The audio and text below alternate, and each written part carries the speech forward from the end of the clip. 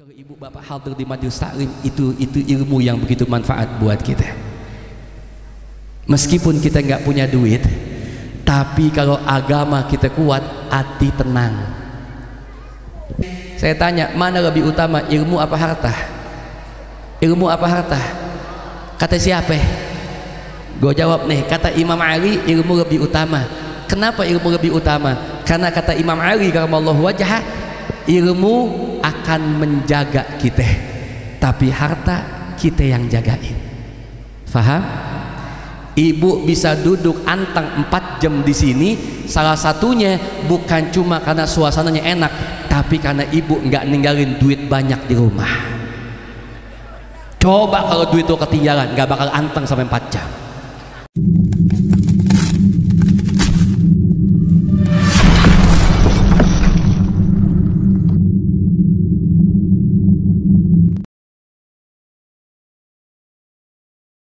Bismillahirrahmanirrahim. Assalamualaikum warahmatullahi wabarakatuh.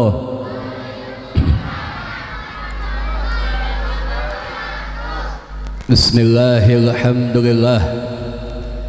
Alhamdulillahilladzi ja'alal islama dinan kamilan wa ja'ala salata imadad dinil islam وجعل الجهاد سبيل المؤمنين وجعل الجنة معادة للمسلمين أشهد أن لا إله إلا الله وحده لا شريك له وأشهد أن محمدا عبده ورسوله لا نبي بعده اللهم فصل وسلم وكرم وعظم على هذا النبي الكريم سيدنا وحبيبنا وشفيعنا ومولانا نبينا محمد وعلى آله وأصحابه والتابعين لهم بإحسان إلى يوم الدين أما بعد. Yang sama kita muliakan, yang sama kita cintai, kepada segenap fadilatul habaib, wabil khusus Habibuna al-Mahbub Sayyidul Habib Fuad al-Idrus, kemudian Al-Habib Muhammad al-Attas, dan juga kepada para habaib yang lain yang tidak bisa saya sebutkan satu demi satu, yang insya Allah sama kita doakan mudah-mudahan beliau semua dipanjangkan usianya Allah subhanahu wa ta'ala. Mata'ana Allahu bituli hayatihim wa nafa'ana bi'ulumihim wa katharallahu bi'amthalihim amin ya rabbal. Kepada segenap para kiai dan asatidzah yang alhamdulillah hadir banyak di tengah-tengah kita, wabil khusus guru kita tercinta Kiai Haji Jundan Jamal, dan juga sahibul bait, tuan rumah yang mengundang kita semua pada malam ini, Ustadzun Al-Fadil Ustadz Farhadi Khatib. Kita doakan mudah-mudahan semua para kiai, para asatidzah Allah panjangkan usianya, dimurahkan rezekinya, ditambahkan ilmunya, dan diistiqamahkan dakwahnya amin ya rabbal. Wabil khusus kepada semua jamaah, baik kaum bapak dan juga kaum ibu, dan juga adik-adik kami tercinta yang insya Allah pada malam ini kita semua sama dirahmati Allah subhanahu wa ta'ala. Ibadallah, puja dan puji kita tujukan kepada Allah atas curahan rahmat dan limpahan nikmat yang sampai dengan saat ini masih Allah limpahkan kepada kita semua. Meskipun kita akui bahwasannya sampai dengan detik ini masih begitu banyak dosa dan maksiat yang kita punya kepada Allah, tetapi subhanallah wa bihamdi subhanallahil azim, maha suci Allah, betapa sayangnya Allah kepada kita semua. Dengan salah satu bukti Allah tidak pernah memutuskan nikmatnya kepada kita yang berdosa, wabil khusus ni'matul iman wal islam, nikmat sehat wal afiat, hidayah dan inayah, sehingga pada malam ini kita semua masih mau untuk sama meluangkan waktu kita kumpul di halaman musholah ini. Mudah-mudahan kumpulnya kita semua dijadikan oleh Allah sebagai tambahan amal ibadah kita. Kita minta sama Allah selesai majlis maulid ini Allah hapuskan dosa kita semua, dosa kedua orang tua kita, dosa para habaib, kiai dan ulama kita, dan mudah-mudahan suatu saat nanti kita semua wafat dalam keadaan husnul khatimah. Salawat dan salam senantiasa kita tujukan kepada pemimpin kita Habibuna al-A'zam Sayyiduna Muhammad sallallahu alaihi wa alihi wa sahbihi wasallam. Yang mudah-mudahan dengan salawat yang kita baca, dengan maulid Nabi yang kita buat, suatu saat nanti Allah izinkan kita semua bisa ketemu dengan Nabi Muhammad. Dan kita minta kepada Allah, ya Allah, selama masih ada hayat di kandung badan kami, selama masih kau berikan nikmat usia kepada kami, izinkan kepada kami semua yang hadir pada malam ini, ya Allah, sebelum kami kembali menghadap kepadamu, agar kami semua bisa datang langsung ke Madinah berziarah ke makam Nabi kita Muhammad sallallahu alaihi wa alihi wa sahbihi wasallam. Ibadallah, tahadusan bin ni'mah. Malam ini kita semua kumpul di tempat ini tidak lain dan tidak bukan adalah sebagai bukti cinta kita kepada Nabi Muhammad. Betul? Kalau bukan lantaran cinta, kita mungkin gak akan datang ke tempat ini. Kalau bukan sebab begitu cintanya umat Islam, khususnya yang ada di dunia dan juga di Indonesia pada umumnya, mungkin malam ini kita gak akan mau duduk di tempat ini. Ibadallah, tapi kenapa kita mau duduk di tempat ini? Kita duduk di jalanan kayak begini tidak lain tidak bukan sebab kecintaan kita kepada baginda Sayyiduna Muhammad.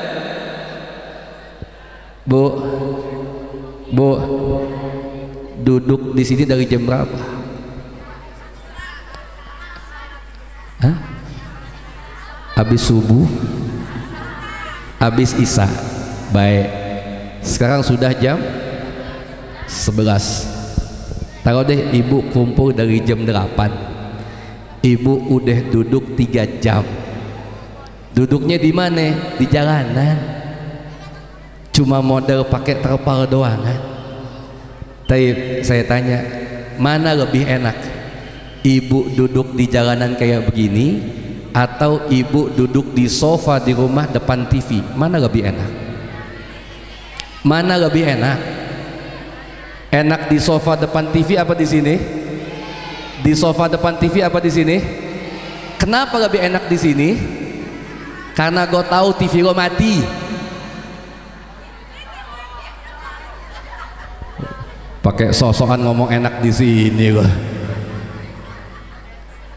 Saya nggak tahu di Bogor udah mati belum TV? Udah mati juga? Apes lo. Gue bingung mau pemerintah, dikit-dikit kalau ngomong atas nama rakyat. Betul? Oh, ini TV diganti katanya kalau saya nggak salah demi kepentingan rakyat. Kita mah ikut aja. Cuma masalahnya kan kalau TV diganti ada yang mesti dibeli. Betul? Apa namanya? Gue nggak pakai soalnya gituan tuh. Set top berapa harganya? 200. Kita rakyat TV mau diganti digital kek, mau diganti 3 dimensi kek, lo mau ganti layar tancap lagi terserah. Cuma kan mesti ada yang dibeli. Nah, belinya 200.000. Rakyat habis kena Covid 2 tahun kerjaan susah, duit nggak ada, betul? Jadi kalau pemerintah betul-betul mikirin rakyat, sebelum diganti harusnya bagiin dulu semua alatnya, betul? Udah dibagiin belum? Udah, lo diam anak bocah. Lo nggak bakal beli set top box, lo belinya Lato aja, udah Lato beli lo tuh.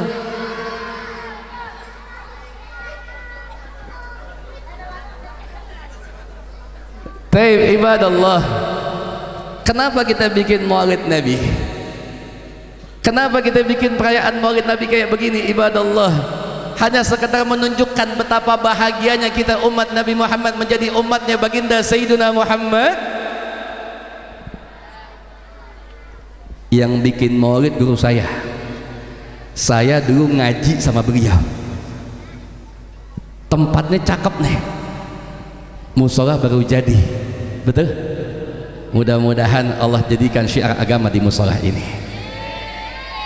Panggungnya mewah, cuma yang bingung ceramahnya madep mana. Lu nggak sadar dari tadi gue udah muter-muteran begini. Gue mau ke sono, yang ono nggak kebagian. Gue ke situ, nenek-nenek semua.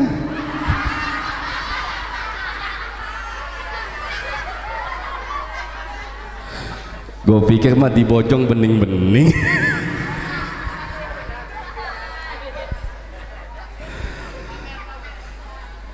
Taib ibadallah, ketika Habibun al-A'zam Sayyidina Muhammad sallallahu alaihi wa alihi wasallam, saya jelaskan sedikit supaya nanti ibu begitu pulang minimal punya pegangan. Kenapa saya bilang punya pegangan? Karena kelemahan umat Islam, khususnya kita Ahlus Sunnah wal Jamaah, ketika bikin sesuatu itu kita nggak tahu dalilnya apa. Ketika kita bikin sesuatu, kita cuma biasanya ikut-ikutan. Kalau ditanya kenapa kita bikin maulid, jawaban yang paling simpel, musola gue bikin ya gue datang. Kalau ditanya kita suka bikin tahlil 3, 7, 14 sampai seterusnya, ditanya kenapa ente pada bikin tahlil, dalilnya mana? Apa jawaban kita? Emak gue dulu bikin ya gue bikin. Jadi kesimpulannya, kebanyakan kita ketika bikin sesuatu yang kita buat sebagaimana malam ini, itu cuma karena ikut-ikutan, kita nggak pegang dalilnya. Apa bahayanya ibadallah? Saat ini sudah mulai banyak lagi yang kemudian mohon maaf menunjukkan kebenciannya dengan peringatan Maulid Nabi yang kita buat.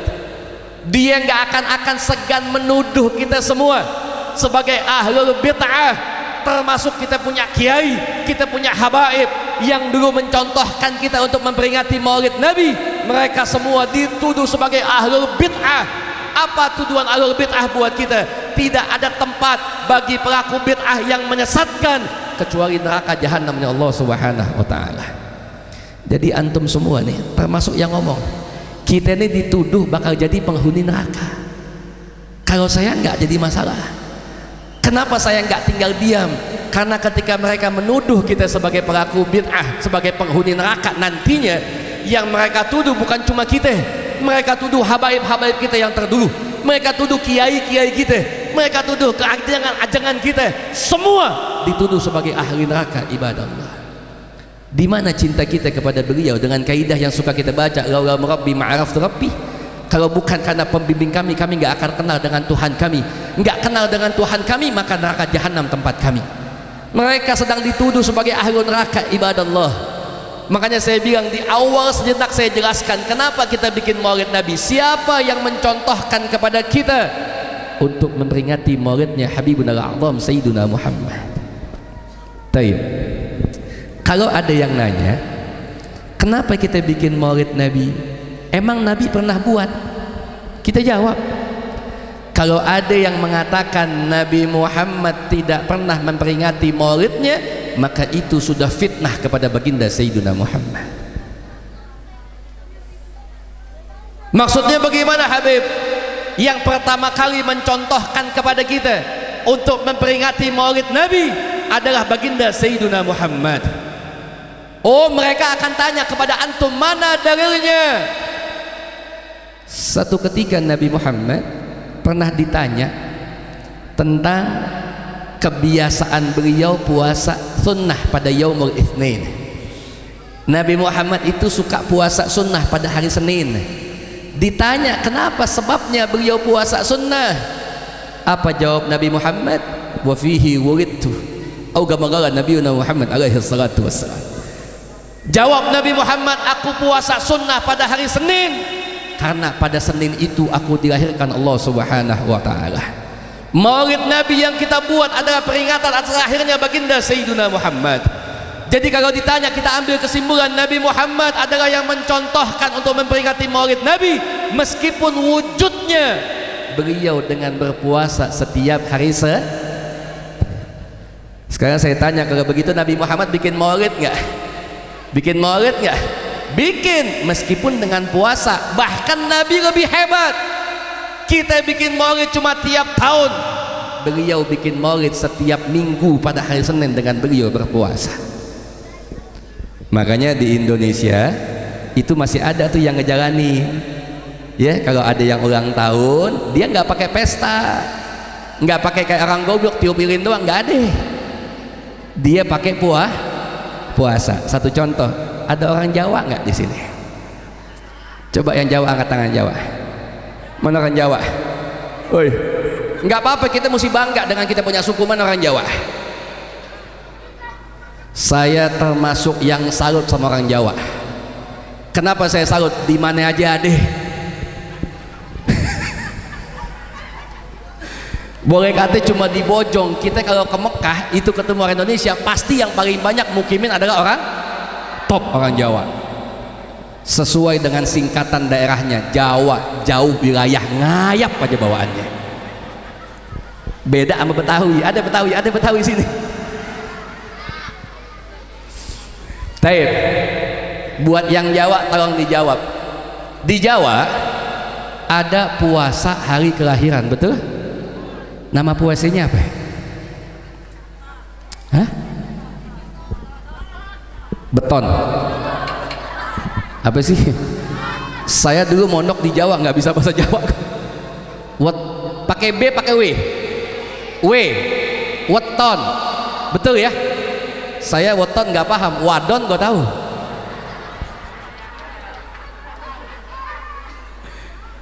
Artinya apa ibadah Allah? Kebanyakan mereka cuma sekedar menuduh saja. Makanya saya minta sama antum, khususnya anak-anak muda yang aktif di sosial media, kita bikin maulid baik-baik sebab kecintaan kita kepada Nabi Muhammad yang insya Allah di dalamnya banyak manfaat buat kita, menimbulkan kembali kecintaan kepada Nabi Muhammad untuk mengikuti ajarannya baginda Sayyidina Muhammad. Kita sedang dituduh sebagai ahli neraka, kiai-kiai kita, habib-habib kita dituduh demikian. Saya minta kepada anak-anak semua, anak muda khususnya yang main di sosmed, sebagai kita yang cinta dengan maulid Nabi, cinta dengan kita punya kiai, cinta dengan kita punya habaib, stop untuk ikut memosting postingan ustadz-ustadz Wahabi yang ada di sosial media.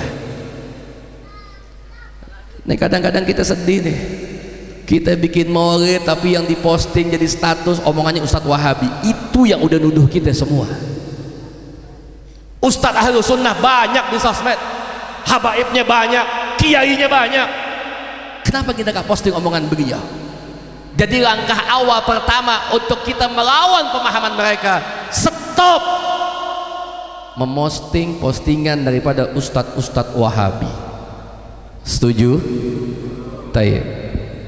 Nah ibadah Allah, kalau kita ngaku cinta kepada baginda Sayyidina Muhammad, tapi kita akui nih, kita nggak hidup di zaman Nabi. Nih panitia, musuhnya yang di depan ke depan semua nih, yang di belakang ke depan semua. Enggak, gue setengah jam muter udah keriangan pakai gue nih, percis kayak gangsing gue. Mau gue nggak tengok nggak enak. Ya Allah, kita punya guru masya Allah dah. Ya, tapi ibadah Allah, kita akui nih, kita nggak hidup di zaman Nabi, tapi kita ngaku kita cinta sama Nabi Muhammad. Biasanya kita itu kalau jatuh cinta, pertama yang kita lihat adalah mukanya. Bohong kalau kita bisa jatuh cinta tanpa melihat mukanya. Tapi beda dengan cinta kita kepada baginda Sayyidina Muhammad. Kita nggak hidup di zaman beliau, kita nggak hidup di zaman sahabat Nabi, kita nggak hidup di zaman tabi'in, kita hidup di zaman ulama kita. 14 abad sudah Nabi Muhammad menghadap kepada Allah. Kita nggak pernah ketemu dengan cantiknya wajah Nabi Muhammad, tapi hebatnya sebuah cinta yang karena Allah. Meskipun kami tidak pernah memandang wajah mulia Sayyidina Muhammad, tapi kami akan tetap cinta kepada beliau. Permasalahannya adalah bagaimana kita bisa cinta sama Nabi kalau kita nggak tahu apa yang Nabi tinggalin buat kita. Kan kita nggak di zaman Nabi. Kalau kita hidup zaman Nabi lebih enak, butuh sesuatu tinggal tanya, lihat Nabi selesai. Kita nggak di zaman Nabi, tapi kita ngaku kita pengen ikut kepada Nabi Muhammad. Kenapa demikian? Allah jadikan Nabi Muhammad sebagai contoh terbaik bagi semua umat manusia, bukan cuma umat Islam. Wa ma arsalnaka illa kafatan linnas. Allah utus Nabi Muhammad untuk semua manusia, dan beliau adalah contoh yang paling baik buat kita. Tayyib, saya tanya sama semua jamaah, apa yang Nabi tinggalin buat kita? Ayo jawab. Apa yang Nabi tinggalin buat kita? Toh kita bilang kita mau ikut sama Nabi Muhammad. Ada Nabi tinggalin pangkat yang begitu tinggi buat kita? Ada Nabi tinggalin harta yang begitu banyak buat kita? Gak ada. Nabi nggak tinggalin pangkat, Nabi nggak tinggalin harta. Apa yang Nabi tinggalkan? Yang Nabi tinggalkan buat kita adalah ilmu agama yang harus kita pahami sampai dengan saat ini dan sampai nanti kita mati. Tapi sedihnya ibadallah, di zaman kita saat ini ilmu agama kalah sama harta. Urusan ngaji sama urusan duit menangan mana buat kita? Kenapa duit dianggap penting buat kita? Karena biasanya kita ngomong duit yang bikin kita bahagia. Betul? Betul ya? Tayyib.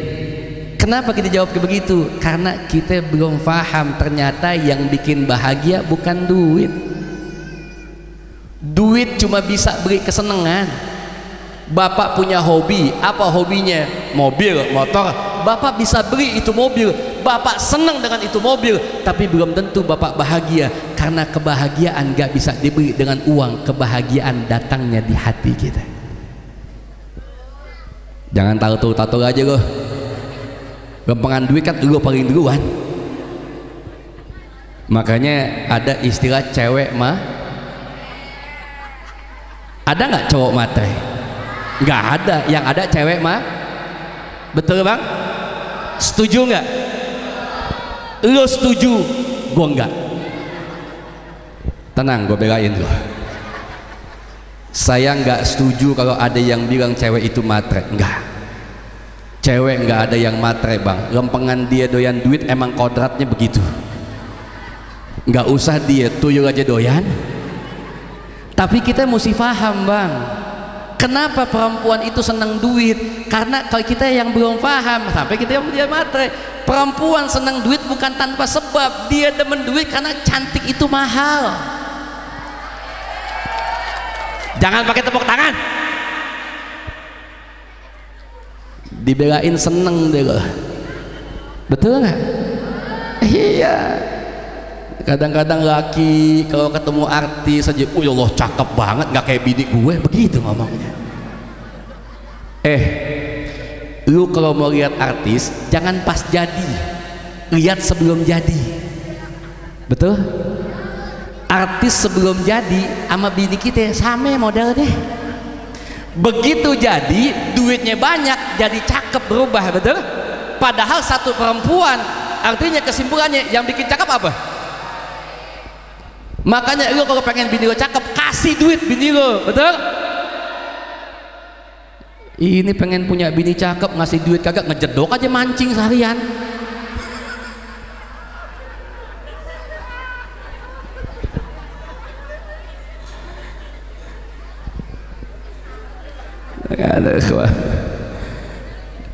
Dan itu ternyata kelemahan kita selama ini.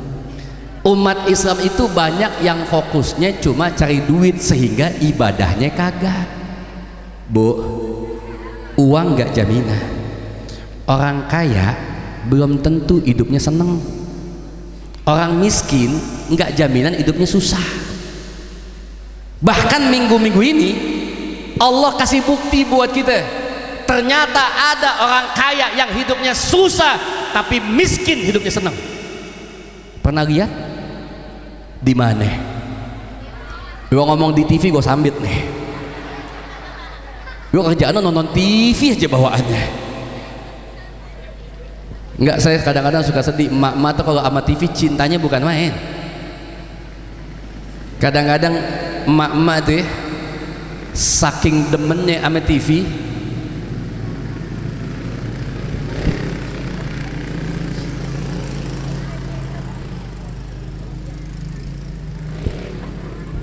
iklan lewat.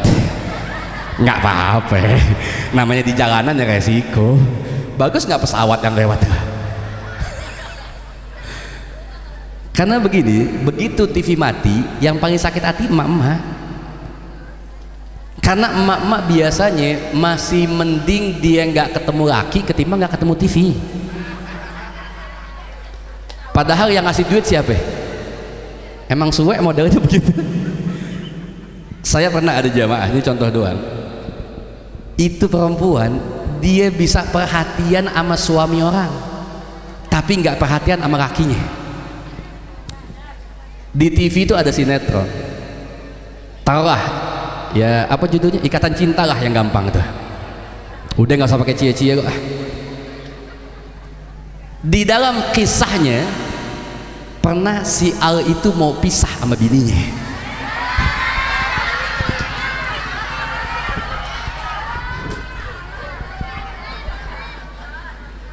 Itu emak-emak yang ngefans sampai ngedoa sama Allah, ya Allah jangan sampai pisah. Sampai begitu perhatiannya, padahal kenal juga kagak, tapi sama lakinya belum tentu. Di TV laki orang mau pisah, emak-emak sampai doa sama Allah. Sama lakinya pergi pagi pulang sore nggak bawa duit, apa kata bininya? Bang, ceraiin gue. Kan somplak bini begitu. Makanya Bu, lo kalau nonton TV nggak apa-apa, tapi jangan pakai hati. Nonton TV cukup pakai jangan pakai hati. Tapi kadang-kadang emak-emak susah kalau nonton nggak pakai mata, pakai hati. Ada di sinetron perempuan kerjaannya ngambil laki orang, itu begitu dia nongol, apa kata bini kita? Emang setan nih perempuan atuk nih. Itu cuma acting, oncom. Tapi gue kadang-kadang bingung sama perempuan, dia senang nonton sinetron padahal isinya begitu-gitu aja. Apa sih isinya? Orang dari kampung miskin bosen pengen kaya datang ke kota, betul? Tiba-tiba sampai kota nggak punya kerjaan, terus di tengah jalan ditabrak mobil, yang nabrak perempuan, bos cakep, akhirnya balas jasa diangkat jadi karyawan. Setelah karyawan cinlok, cinta lokasi, akhirnya kawin. Abis kawin jadi kaya, sombong, kawin lagi. Kemudian begitu kawin lagi nyungsep, jatuh, ditabrak, mati, selesai filmnya. Kan itu doang isinya. Lu jangan pakai tanya gua apa dari mana lu. Taib ibadallah. Kenapa saya bilang kayak begitu? Karena saya sedih Bu. Kita ini fokusnya cuma cari duit aja. Bahkan umat Nabi Muhammad yang aku cinta kepada Nabi Muhammad nggak segan dia cuma untuk cari duit sampai dia tinggalkan ibadahnya. Ibadallah, seandainya uang yang bikin kita senang, pasti Nabi Muhammad sudah mencontohkan hidupnya bergelimpangan dengan harta. Nabi Muhammad hartanya nggak banyak, bahkan pernah satu ketika, ini hamba Allah yang paling mulia, yang Allah cintai, yang Allah siapkan surga buat beliau, yang Allah jamin hidupnya, manusia pemimpin semua manusia. Bahkan Sayyiduna Adam alaihissalam ketika beliau bertobat kepada Allah, dia sebut nama Nabi Muhammad. Kenapa sebut nama Nabi Muhammad? Karena kata Sayyidina Adam, tidak mungkin kau cantumkan nama seorang hambamu di tiang-tiang arasmu kecuali itu hamba yang begitu kau cintai. Siapa yang ditulis? Yakni baginda Sayyidina Muhammad. Kenapa kita fokus cuma dengan duit doang? Makanya saya bilang Bu, kalau uang jaminan kita bahagia, semestinya orang kaya tuh nggak pernah susah. Tapi malam ini ada orang kaya susah, orang miskin ketawa. Di mana? Nih, gue kasih kisi-kisinya. Ada orang kaya, anak buahnya banyak, jabatannya tinggi, bintangnya 2, tapi malam ini hidupnya susah. Siapa? Siapa?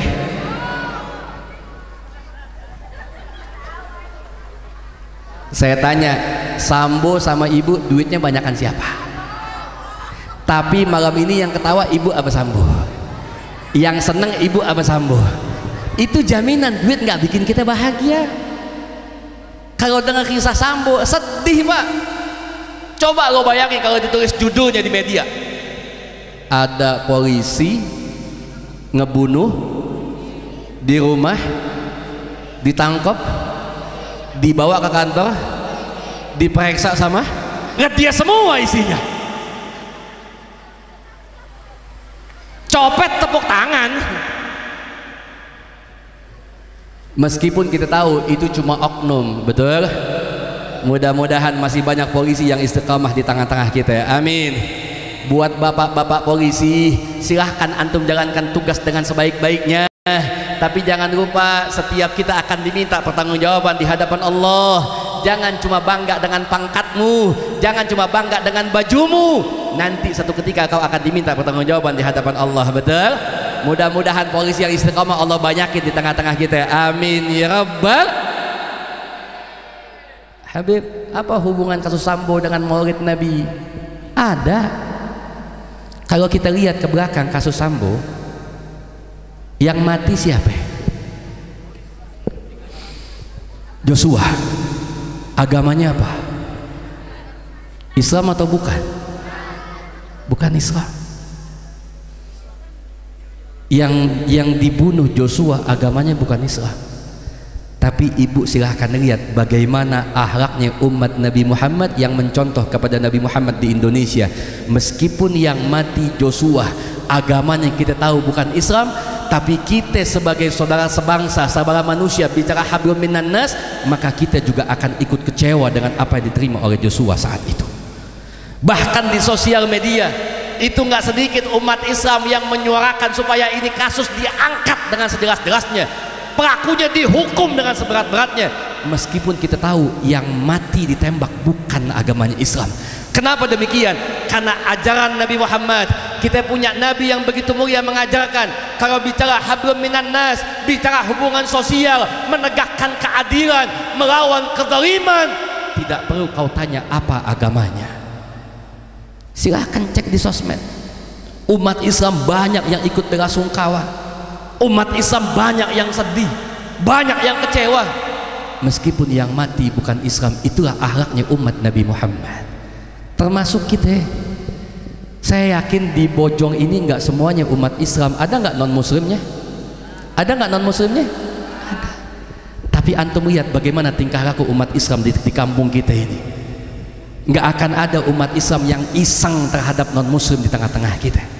Mereka mau Natal, kita nggak akan ganggu Natalnya. Mereka mau ke gereja tiap minggu, kita nggak akan ganggu ibadahnya. Bahkan mereka mau cari nafkah, kita nggak akan ganggu usahanya. Kenapa kita nggak ganggu? Karena Nabi Muhammad tidak mengajarkan demikian.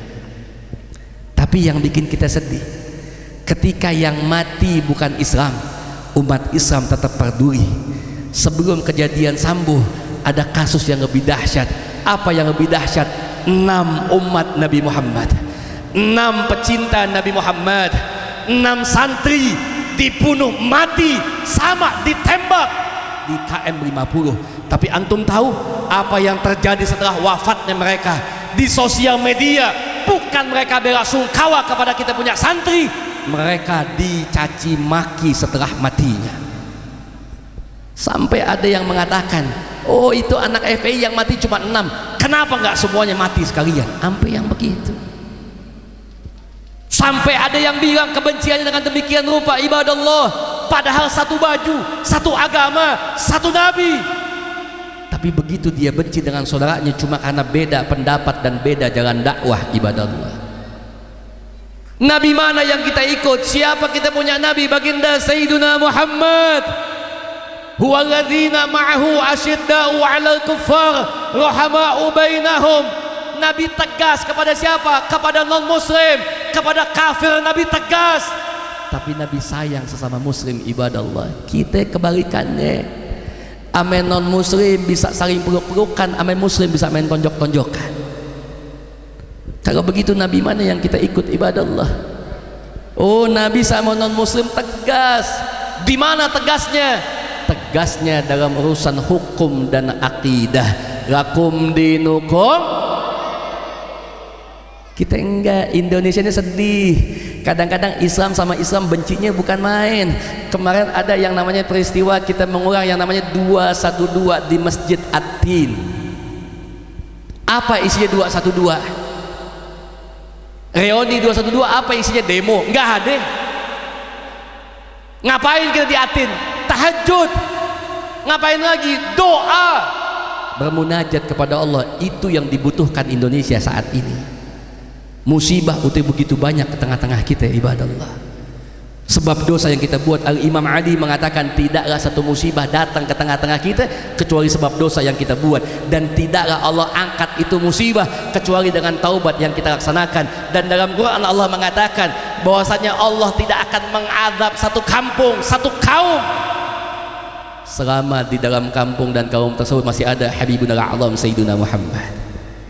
Nabi udah nggak ada, bagaimana dengan kita?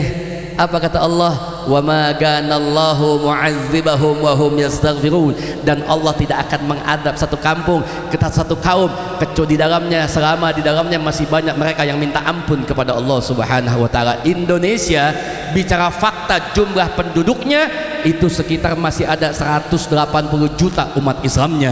Artinya seandainya umat Islam menjalankan keislamannya, dia bertobat kepada Allah, dia minta ampun kepada Allah, maka niscaya Allah akan hentikan musibah di tengah-tengah kita. Kenapa musibah masih begitu banyak? Padahal di sini adalah umat Nabi Muhammad begitu banyak. Tidak mustahil daripada umat Nabi Muhammad masih begitu banyak yang berbuat dosa kepada Allah Subhanahu wa taala. Waktu mau bikin Atin 212, saya nonton videonya.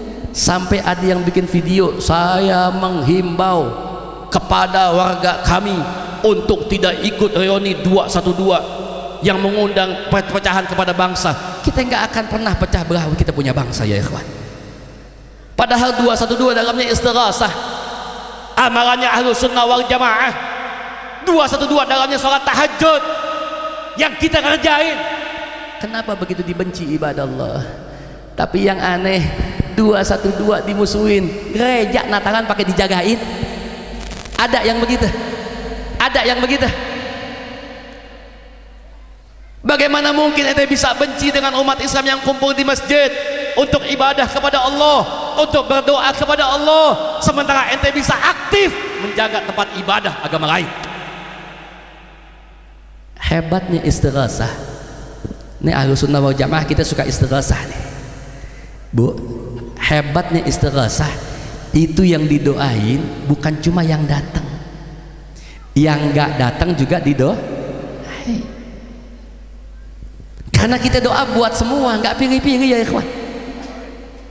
Jangankan istighasah, salat di masjid aja, setelah habis salat baca doa, yang didoain siapa?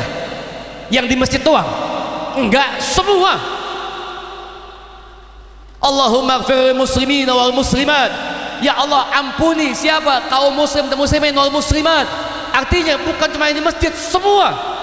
Termasuk malam ini, yang datang maulid, yang gak datang maulid, yang benci maulid, yang anti maulid, termasuk akan kita bacakan dalam doa kita kepada Allah. Kita nggak usah ngomong soal ayat deh, ngomong individu aja. Ini contoh nih, misal ada dua tetangga lagi musuhan, yang satu namanya Maman, yang satu Mimin. Ya supaya deket aja namanya, kalau ada yang sama ya gue minta maaf, itu aja udah. Ini berdua lagi musuhan nih, lagi gontok-gontokan. Satu ketika Bang Maman jadi imam, Mimin jadi makmum, dua-duanya laki. Begitu dia imam, selesai dia tahiyat, dia nengok ke belakang ucap salam, assalamualaikum warahmatullah, assalamualaikum warahmatullah. Begitu nengok, itu wajahnya Pak Maman ketemu dengan wajahnya Mimin. Dalam hati dia ngomong, musuh gue di belakang gue nih. Tapi tugas imam bukan cuma mimpin sholat doang. Habis sholat baca doa. Saya tanya, di belakang imam ada musuhnya, di belakang imam ada teman gontok-gontokannya. Tapi ketika imam baca doa si Pak Maman, saya tanya, Mimin didoain nggak? Tuh hebatnya Islam. Biar kate musuhnya tetap didoain. Nggak ada mentang-mentang musuhan nggak didoain, nggak ada. Misalnya mama baca doa, ya Allah, ampuni kami semua ya Allah kecuali Mimin. Ada yang begitu imam? Kalau nggak dijenggut lo makmum lo, nggak imam medit banget begitu modalnya. Jadi enggak ya kawan ya, makanya jangan, kita mesti bangga jadi muslim. Amin.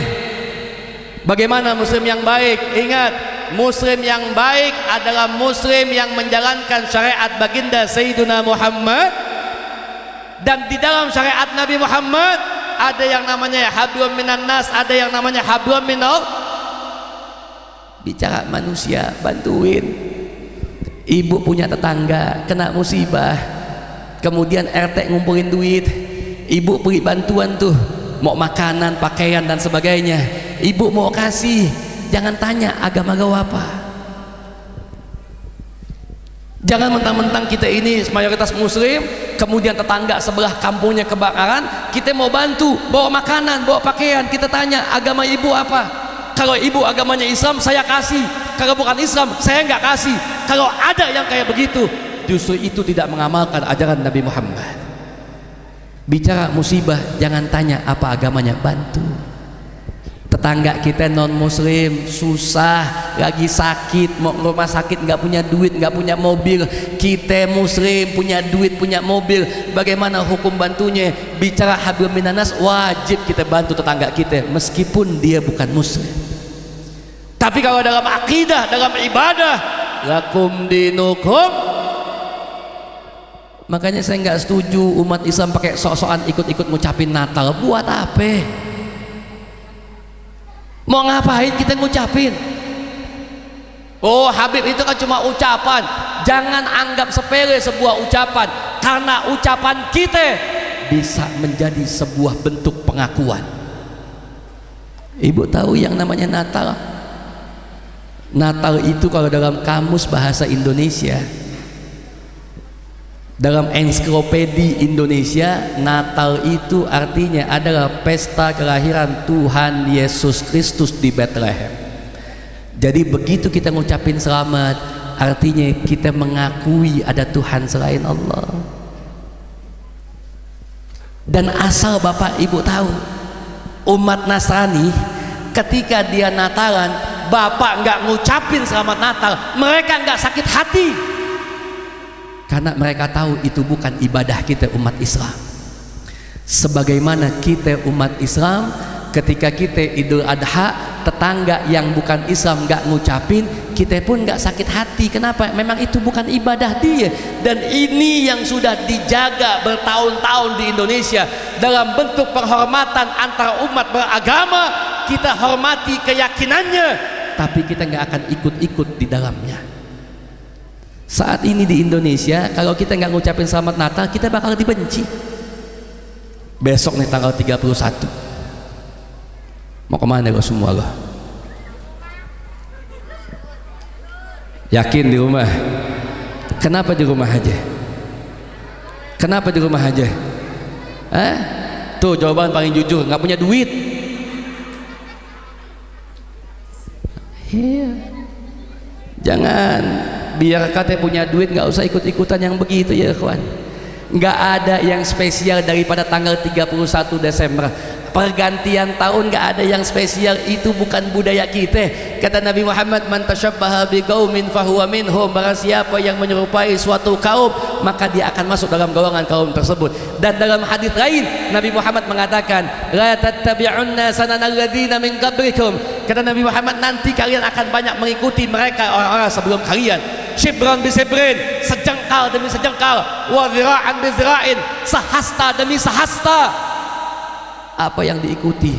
Kebiasaan-kebiasaan mereka.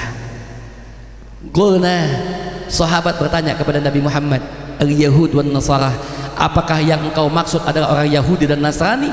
Apa kata Nabi Muhammad? Faman, siapa lagi kalau bukan mereka? Umat Islam zaman kita sudah terbukti banyak yang dikit-dikit ikut kebiasaan daripada orang Yahudi dan Nasrani, bukan kebiasaan umat Islam.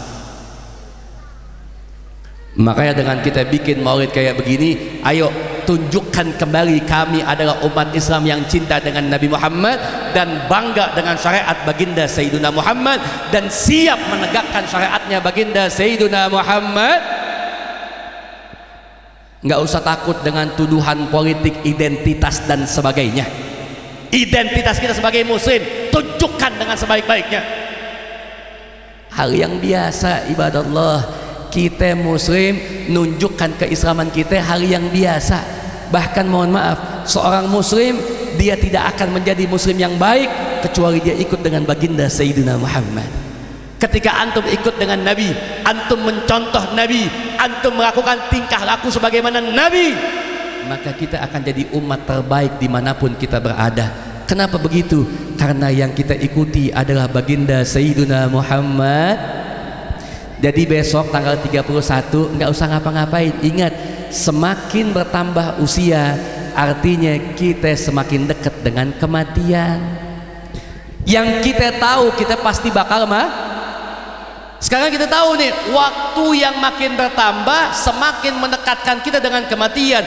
Lantas apakah pantas kita isi dengan maksiat kepada Allah? Nggak pantas. Besok malam nggak usah kemana-mana ya, kunci pintu rumah lo deh. Anak-anak kunciin semua di dalam deh.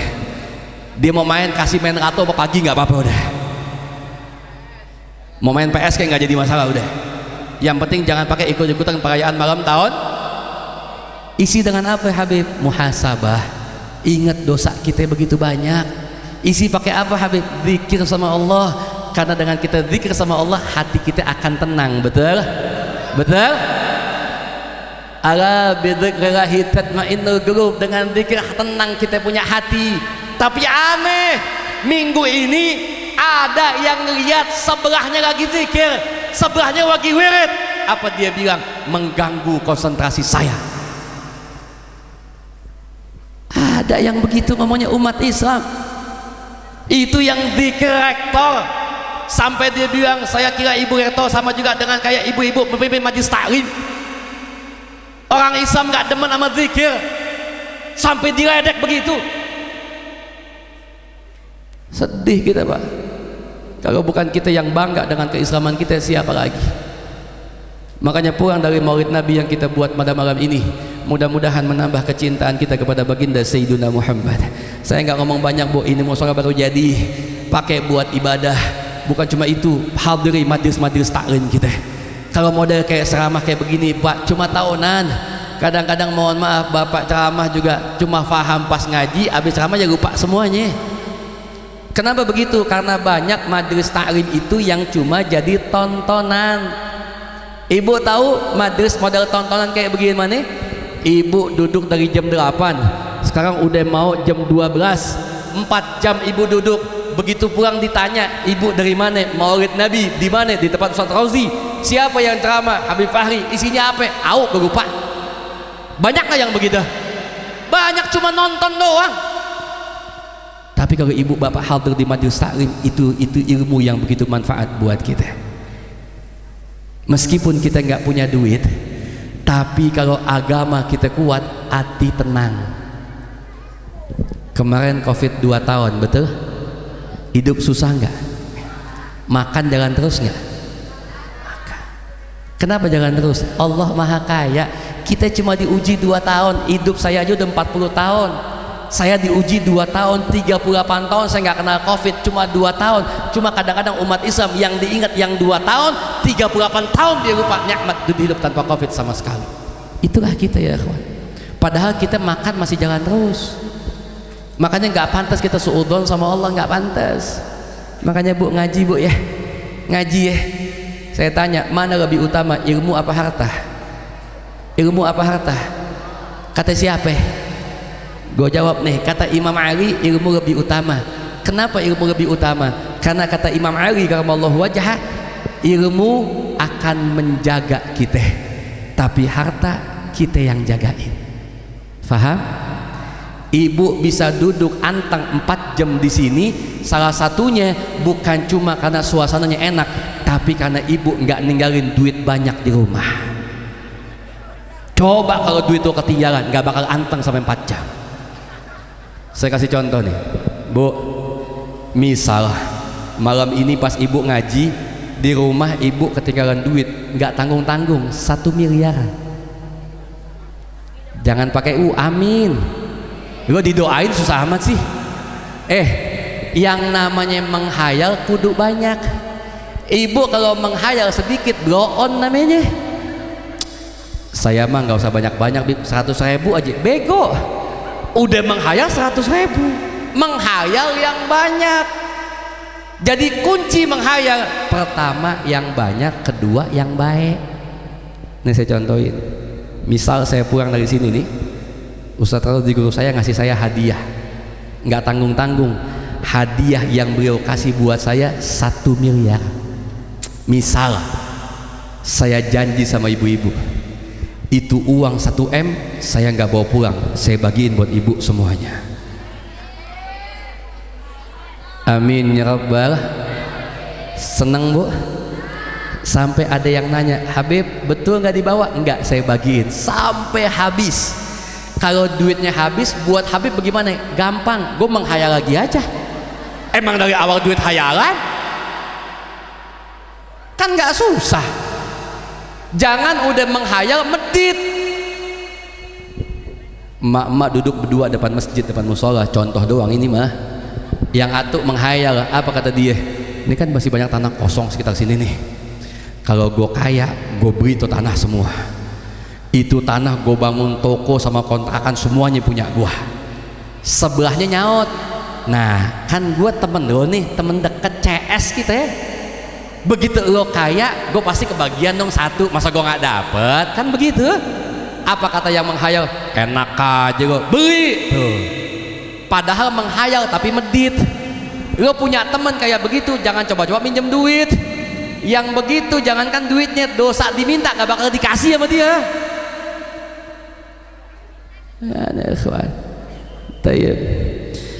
Yang kedua kata Imam Ali, ilmu makin dipakai makin bertambah, tapi harta makin dipakai makin.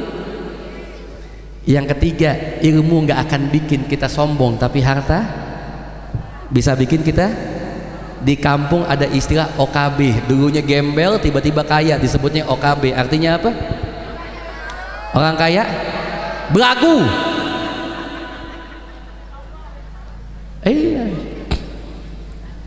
Jadi dari 3 jawaban itu, mana lebih utama, ilmu atau harta?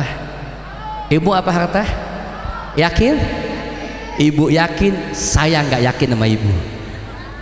Kenapa saya nggak yakin? Karena kebanyakan jamaah mantep pas di pengajian, lupa pas di rumah. Contoh, Kiai, Ustadz, Habib udah ngomong dari mulai saya kecil udah tahu. Kalau ketemu setan jangan takut, cukup baca ayat. Tahu kan? Yakin nggak? Enggak. Kenapa nggak yakin? Karena belum diuji. Coba uji besok malam tuh. Cari pemakaman di Bojong nih. Datang jam 11 malam, pas hujan gerimis mati lampu. Begitu sampai depan makam, ingat kata Habib, nggak usah takut, baca ayat kursi. Dibaca sama dia. Allahu la ilaha illallah wal hayyul qayyum la ta'khudhuhu sinatun wa la. Cuma permasalahannya sambil baca jalannya santai apa ngepot? Kenapa ngepot? Karena nggak yakin sama yang dia baca. Termasuk juga tadi, yakin nggak ilmu lebih utama? Yakin Habib. Kenapa yakin? Karena belum diuji. Nih gue kasih ujian buat lo nih emak-emak nih. Kalau besok pagi ada 2 anak muda datang ke rumah kita, dua-duanya pengen minta anak kita buat jadi bininya. Yang satu, yang laki pertama, tampangnya pas-pasan, duitnya pas-pasan, tapi agamanya cakep. Yang 2, tampangnya ganteng, duitnya banyak, tapi agamanya nggak ada. Yang ibu pilih jadi mantu yang mana? Pertama apa kedua? Kenapa ibu bilang pertama? Karena di majelis nggak mungkin jawab yang kedua, tetangga bisa nengok, mate duitan nih satu nih. Iya. Tapi kalau di rumah belum tentu. Biar kate tampangnya pas-pasan, agama cakep, nggak dihitung. Suaminya bilang, mah gua ngaji mah, anak kita butuh yang ilmunya cakep mah, udah yang pertama aja. Emaknya yang ngamuk. Enak aja yang kedua, kakap tuh. Kalau mantu dia tiap minggu jalan-jalan kita tuh. Padahal bu, yang namanya suami kan imam, betul? salah satu syarat imam kudu paham agama. Ibu punya mantu, duitnya banyak, orangnya ganteng, tapi nggak punya agama, percuma. Ujung-ujungnya anak kita dicekek sama dibanting.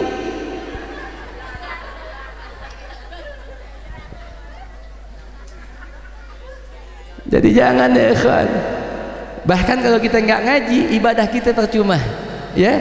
Makanya saya sampaikan pada malam ini, ayo dengan kita bikin maulid, tunjukkan kecintaan kita kepada Nabi Muhammad. Bagaimana cinta dengan Nabi Muhammad? Jalankan semua perintah baginda Sayyiduna Muhammad, ya. Makanya enggak ikhwan, antum jangan termakan dengan isu-isu yang gampang memfitnah umat Islam.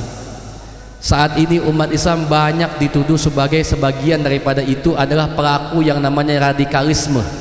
Banyak ustadz, banyak habib dikit-dikit dituduh sebagai ustadz yang radikal. Padahal enggak demikian, mereka hanya menjalankan perintah Allah dan Rasulnya.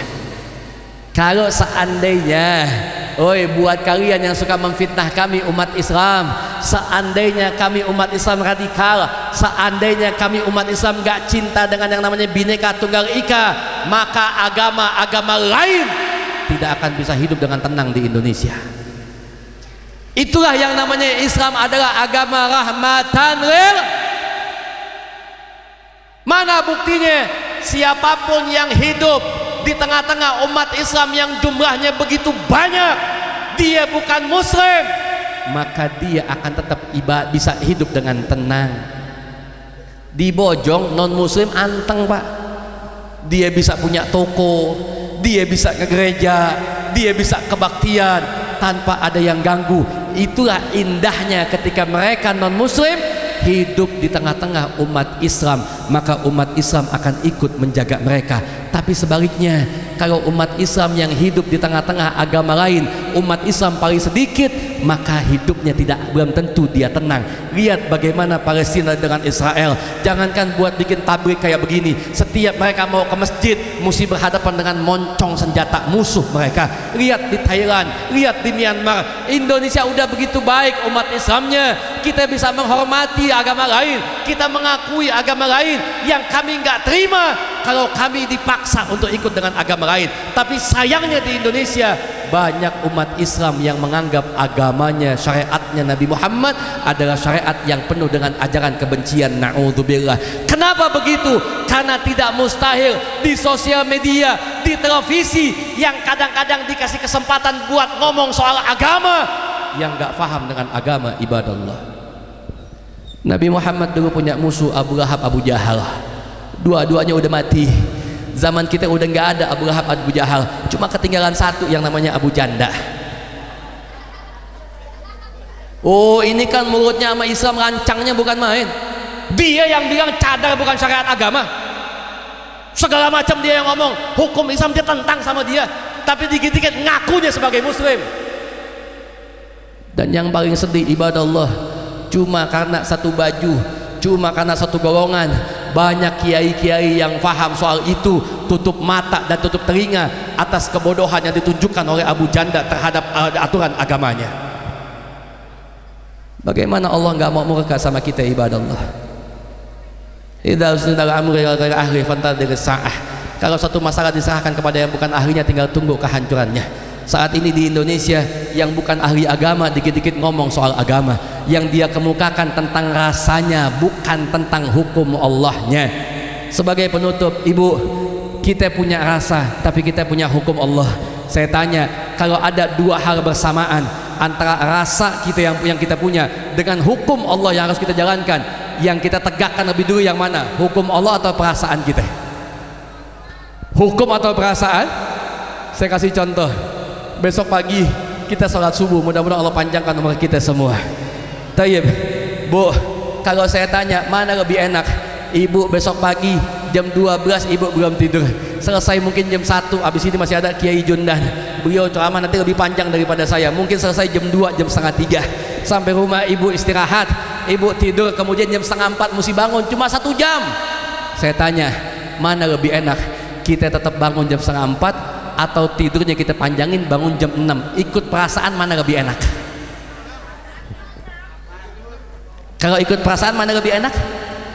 Lu jangan pakai ngomong sholat subuh lebih enak, masjid subuh aja kosong,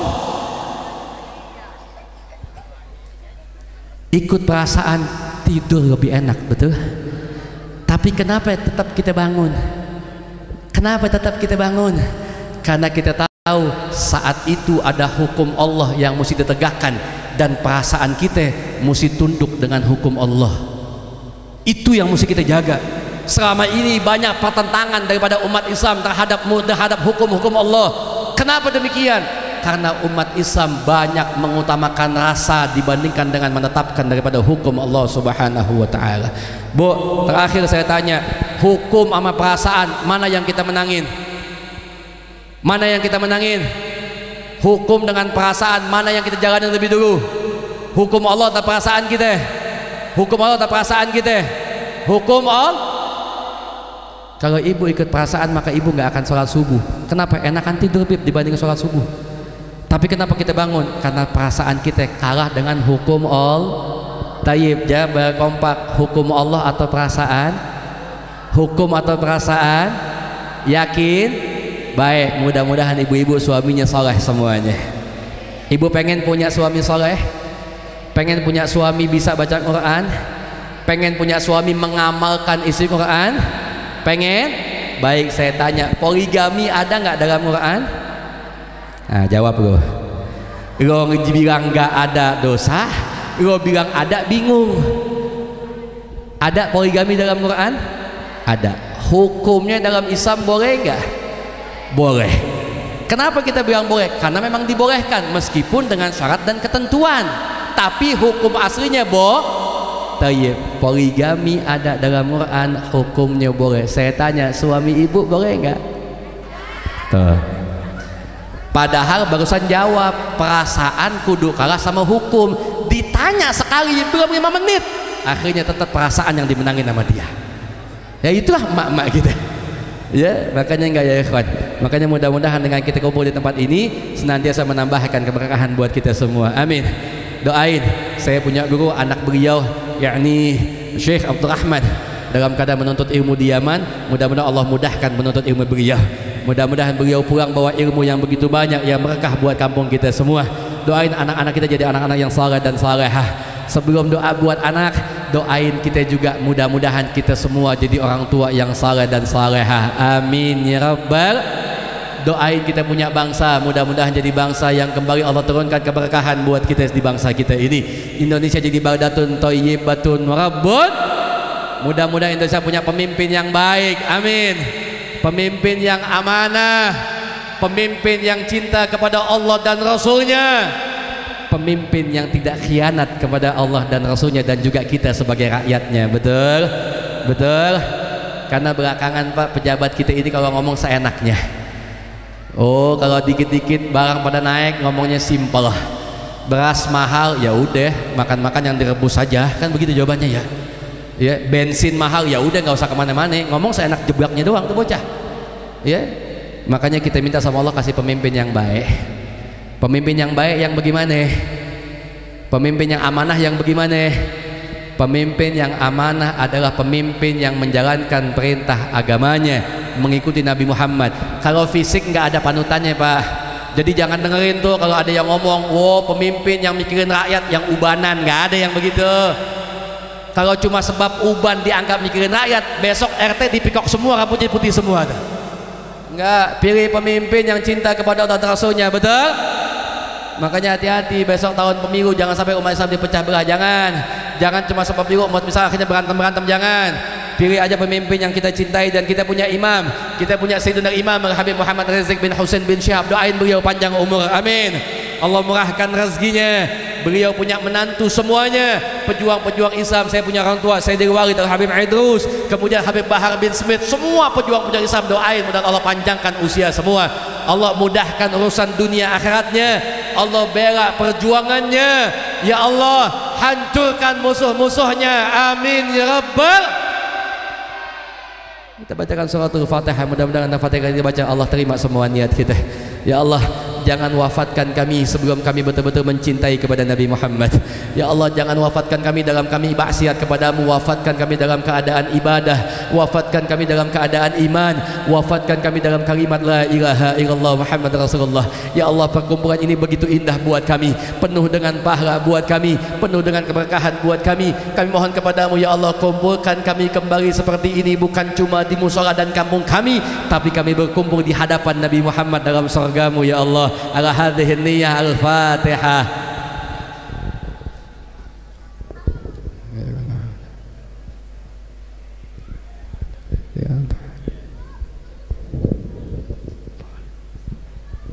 Rabbi firlana wa walidina amin. Jazakumullah hasanal jazaa yang baik dari Allah, yang enggak baik dari saya pribadi. Hadza min fadli Rabbi. Assalamualaikum warahmatullahi wabarakatuh.